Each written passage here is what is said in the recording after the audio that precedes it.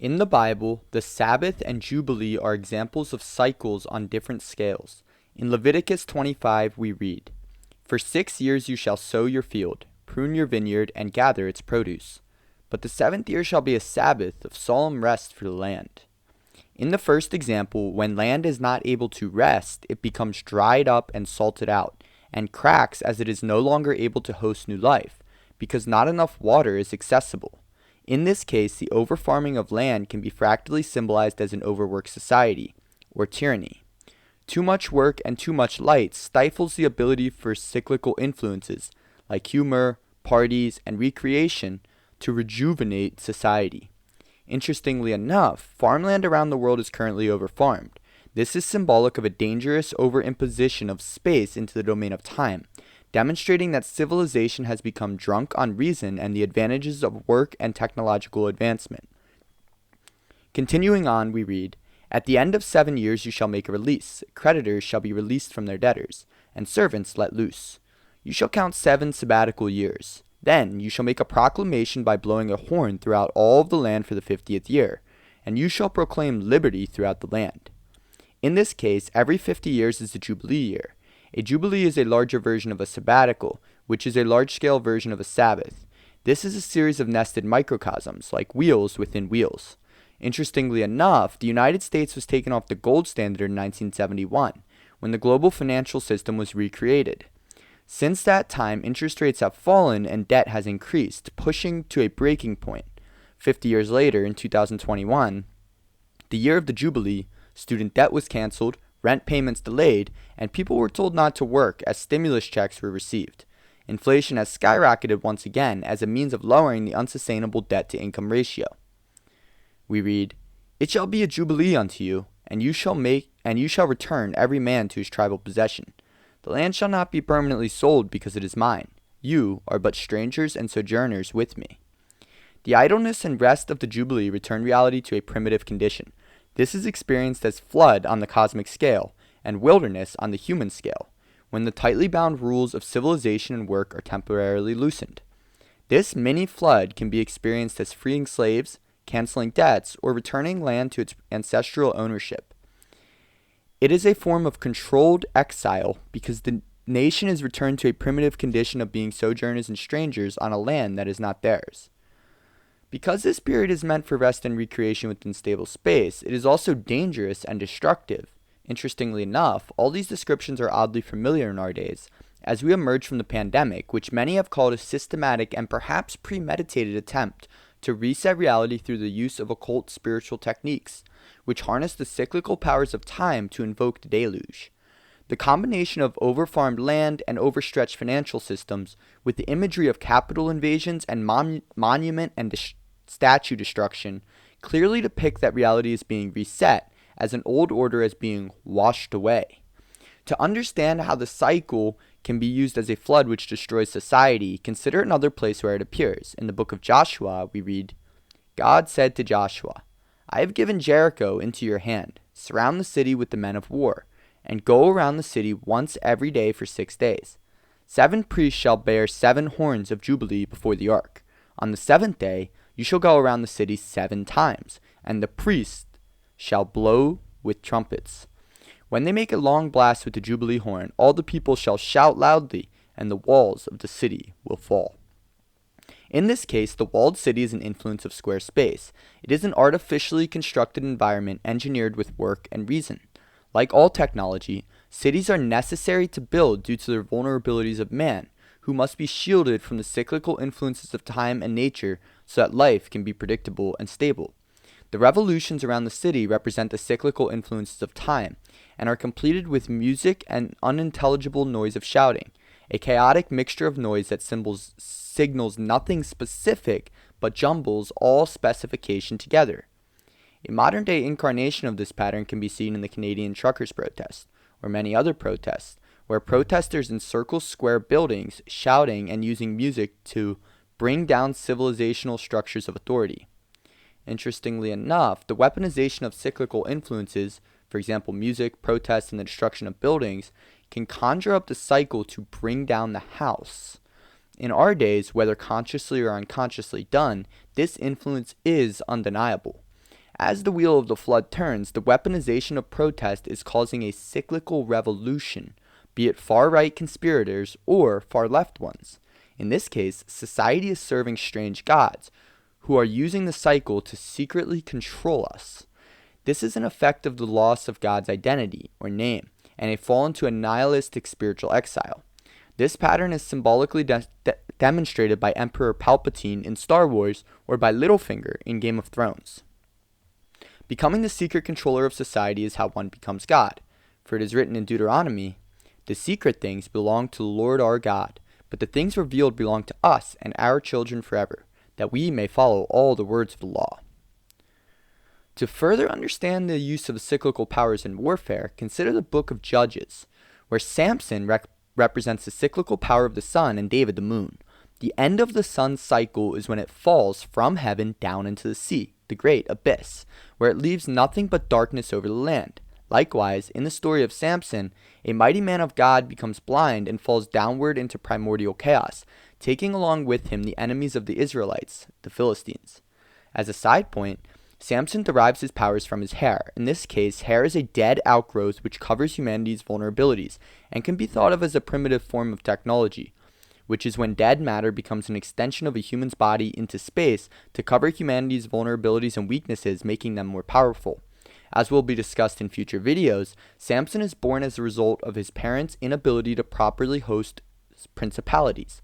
In other words, Samson is the product of improperly hosted fallen sons of God, whose feet never touch the ground, but who instead are absorbed back into heaven in the smoke of fire. These principalities endow Samson with earthly technological power, symbolized by hair, or a large earthly body, like a Nephilim. But Samson does not have the appropriate amount of spirit or wisdom to properly assign meaning to this technology.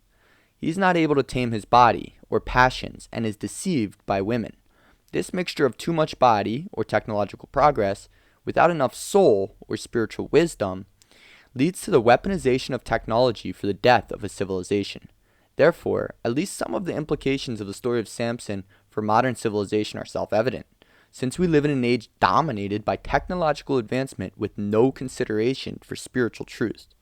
Perhaps those who control technology will be deceived by their passions, and the weapons meant to protect us will be the ones which destroy us. However, like all Bible stories, the story of Samson contains infinitely more implications than can be mentioned in the short confines of this video. Interestingly enough, both Samson and Joshua have their powers of destruction unleashed through provocation of prostitutes. In Joshua's case, Rahab is the prostitute who allows spies into the city and hosts them, which symbolizes the prostitute's openness to strangers and inability to discriminate. In the case of Samson, it is only the power of a deceptive prostitute, Delilah, who is able to facilitate the downfall of the mighty warrior. In both cases, the prostitute leads to the destruction of their own people's identity in favor of another people. In general, a prostitute accepts seed from any man, and does therefore not properly replicate her own people's identities. Therefore, a prostitute is a clear manifestation of cyclical time. However, in the story of Samson and Joshua, the prostitute plays a positive role, since the story is told from the perspective of Israel. This pattern will be elaborated on in future episodes. As described in past videos, David, like the moon, uses the cyclical powers to restore a proper hierarchy, like the sun. He heals the soul of the king with music and exposes the king's deficiencies and weaknesses through witty humor and reversion. Whereas the story of Samson centers around destruction, the story of David centers around renewal. These are two sides of the time cycle. Ultimately, the cycle of time and the influence of change are metaphysical inevitabilities. They exist as part of the universe. It is important to understand that no amount of technological advancement or artificial work and reason can ever stop the flowing current of the river of change. Human work cannot halt the cycle. We cannot live forever, nor can we establish a reality which is unchanging and perfect. Therefore, the cycle needs to be integrated into space, or else the cycle will swallow space. Society must host the flooding, freeing, flowing, and turning nature of the time cycle. It must be flexible and adaptable, able to maintain a singular identity which transcends the changes in material reality brought about over time. If a society or a religion is not able to integrate change, then change will integrate it. In this case, the society or religion will be swallowed by the earth and transformed into something else altogether. The integration of time and space is known as the creation of metaspace, and it is the purpose of the Sabbath and Jubilee. The Sabbath is not just a period of rest and renewal, but also a cosmic covenant between the metaphysical forces of space and time. Space, or dry land, is allowed to exist, which shields humanity from the time cycle and allows the accumulation of resources through work and reason, and ultimately technological and scientific advancement. However, space alone is tyrannical and becomes dried out, stale, and eventually cracks. Man's life must be more than the simple acquisition of technical knowledge for the accumulation of goods and pleasure. His relationship to God is more than a simple legal system. On the other hand, the flowing cycle of time is an inevitable reality. Ultimately, material reality does change, and that change is something which must not only be allowed to exist, but something which must be integrated to renew and refresh humanity without destroying space and losing the advantages of work. The aim of the 6 days of work is to create the space to host the Sabbath. In Deuteronomy, we read, "For 6 days you shall do all your work, but the 7th day is the Sabbath, in which you shall not work." On one hand, the Sabbath protects civilization from the floodwaters, the cycles of pointless change. Its goal is to prevent time from overextending into space, in which case space would be demolished. On the other hand, the Sabbath protects civilization from tyranny, extreme space. It forces humanity to rest in accordance with the rhythmic patterns of nature. Instead of having space attempt to subsume time, the Sabbath holds that nature cannot be subsumed into the square patterns of reason. The liturgical calendar itself is a synchronized cosmic dance for the body of Christ. The invisible principalities, angels and saints, are mapped onto the visible luminaries, the seasons and stars. This is a cosmic unification of heaven and earth through both space and time, which allows for the embodied knowledge of the Creator of all things, heaven, earth, space, and time, within all things. This is known as meta-knowledge. Only the identity of a singular creator of both space and time can make peace between these two seemingly opposed metaphysical forces. God cannot be known through regular space, but only the transcendence of regular space into metaspace. This means that God can be known in both direct and indirect ways, through both rigor and leniency, or justice and mercy.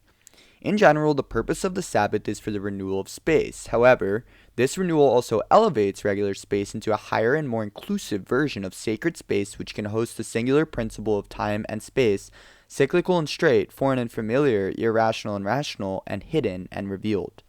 Therefore, it is the impetus of humanity to use work, reason, and technology in order to create the necessary space to host the cycle of time. To understand this fractally, consider that a healthy individual creates the space necessary to host changes in their emotional state, whereas the unhealthy individual is subsumed by those changes, making an outward show every time they feel a different way internally. The most extreme version of this would be a gender-fluid individual, who must change their gender every time they feel a different way. The outward show of the cycle is critiqued by Christ, who says, "But when you pray, go into your inner room, close the door, and pray to your Father in secret, and your Father, who sees in secret, will repay you." Therefore, the true test of a religion, or any identity, is not its ability to conquer space, but its ability to transcend time. Even the psalmist comments on this, saying, "All can see that wise men die, the foolish and the senseless alike perish and leave their wealth to others. Their tombs will remain their houses forever, their dwellings for endless generations. Though they had named lands after themselves, but man, despite his riches, does not endure." As the psalmist points out, the rich man and the poor man suffer the same fate, death, and so it is the case with the rich nation and the poor nation, the sophisticated religion and the archaic one. Their fate is one and the same. They are swallowed by the time cycle and through death are transformed into something else. In the end, it is only Christ who is able to integrate the cycle of death and resurrection into his being. Therefore, by integrating his body and blood into our beings within the metaspace of the church, we are symbolically described as partaking of the fountain of immortality. Rather than being integrated or swallowed by the time cycle, the idea of communion is that we are able to integrate the one who swallowed the time cycle. This is a cosmic reversal of Adam and Eve, who were originally unable to swallow or integrate the cycle, the apple of the knowledge of good and evil, although this will be discussed more later on. Ultimately, no nation will survive the flood that has been unleashed upon our earth. On the other side of this, it is not certain that anything will remain. The only thing which can survive what is coming is religion, the spiritual truths that are handed down through symbolism. You see, the Bible is not written using any old language, but is written through meta-language of symbolism. The Bible doesn't merely offer insight into specific historical stories or moral laws of conduct. Rather, the symbolic language of the Bible describes the eternal fractal geometric patterns of reality, conveying timeless spiritual information. Only the meta-language of symbolism is able to transcend changes in material reality which facilitate the arrival of new languages, cultures, and technologies.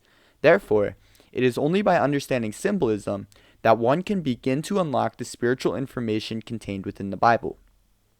In the end, the cosmic forces of space and time are inevitable and must be hosted and balanced within metaspace, which is constructed under the identity of God. A failure to do this results in the disunion of space and time, where the floodwaters seek to pointlessly overturn reality, or extreme authority seeks to impose light upon every aspect of reality, a tyrannical system of 666. Thank you for your attention to this video. Please comment with any questions, advice, or mistakes I made. I'm happy to engage with you. Please read the book over and over. Draw the pictures again and again. The information disseminated in the book reveals the eternal fractal geometric patterns of reality. Through practice, you can learn to perceive them in all aspects of creation. Persistence, space, and leniency, time, are both necessary. Work hard, but do not assume you can understand this right away.